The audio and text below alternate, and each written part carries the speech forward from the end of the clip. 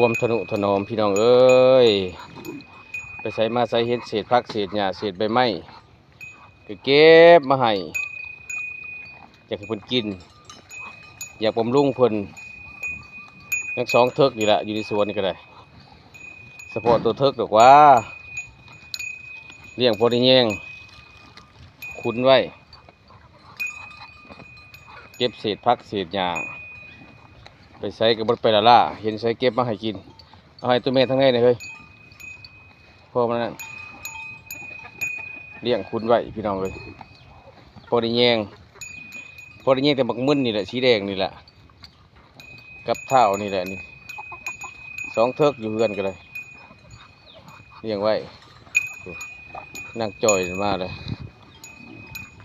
คุ้นไว้เลี้ยงไว้พอได้แยง